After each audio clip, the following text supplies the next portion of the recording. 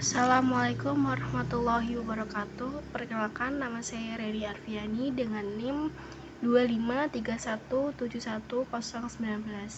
Di sini saya akan memaparkan materi tentang firqah Syiah. Yang pertama, ide definisi.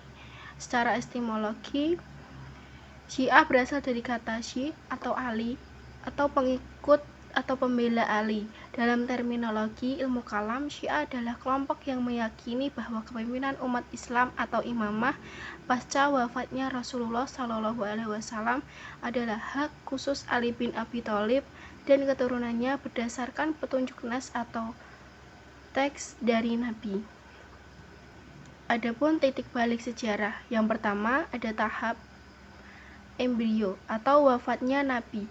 Munculnya kelompok fasilah atau minoritas yang merasa Ali lebih utama dibandingkan Abu Bakar di Sakifah. Kedua, tahap politik atau perang Siffin. Perpecahan antara pendukung Ali dan Muawiyah. Di sini loyalitas kepada Ali mulai mengental sebagai identitas kelompok. Yang ketiga, tahap teologis atau tragedi di Karbala 61 Hijriah. Terbunuhnya Husain bin Ali menjadi motor penggerak perlawanan spiritual.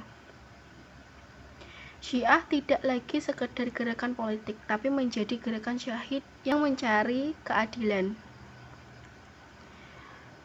Yang kedua, ada tipologi dan sekte-sekte. Yang pertama, ada Syiah Zaidiyah atau moderat, yaitu ditokohi oleh Zaid bin Ali atau cucu Husain. Karakteristiknya paling dekat dengan Sunni, mereka mengakui kekhalifahan Abu Bakar dan Umar sebagai mafdul atau yang diutamakan namun bukan yang terbaik. Mereka didoktrin tidak mewajibkan imam harus maksum.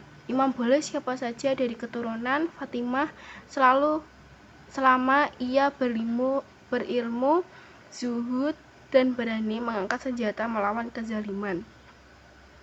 Yang ketiga, ada Syiah Itsna Asyariyah atau Imamiyah 12. Karakteristiknya sekte terbesar atau mainstream.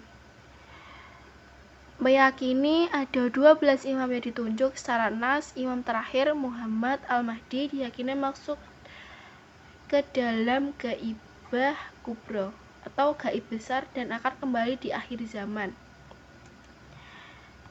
Otoritasnya saat imam gaib, otoritas keagamaan dipegang oleh para marja al-taqlid atau ulama besar. Konsep ini kemudian berkembang menjadi waliyatul faqih di Iran. Yang ketiga ada Syiah Ismailiyah atau 7 imam.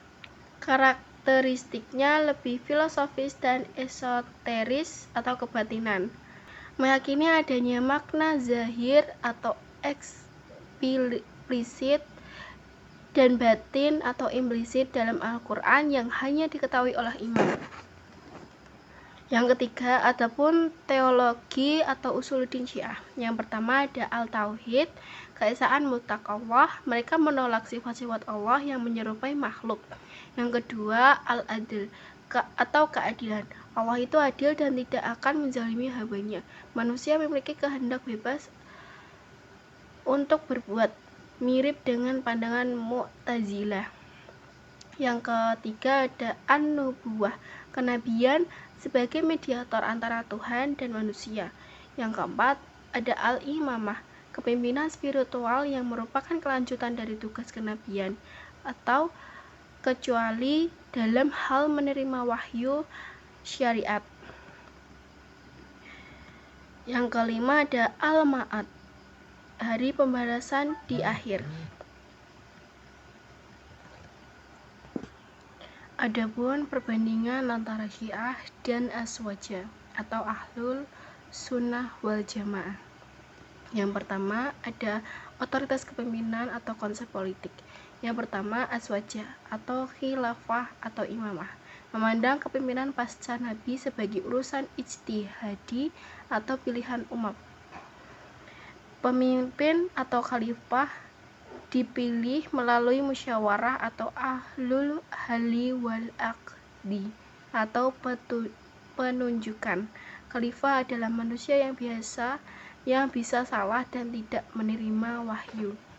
Yang kedua, Syiah atau imamah, memandang kepemimpinan sebagai rukun agama yang ditentukan oleh Allah atau Nas. Kepemimpinan harus berada di tangan keturunan Nabi atau ahlul bait. Imam dianggap memiliki otoritas spiritual yang setara dengan Nabi dalam menjelaskan syariat atau kecuali menerima wahyu baru.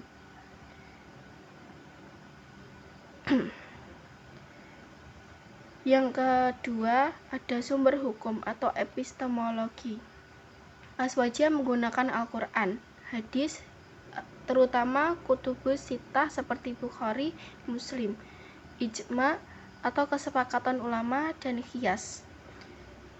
Sedangkan Syiah menggunakan Al-Quran, hadis yang diriwayatkan melalui jalur ahlul bait seperti kitab Al-Kafi dan lisan atau perkataan para imam yang dianggap sebagai hujjah syar'i.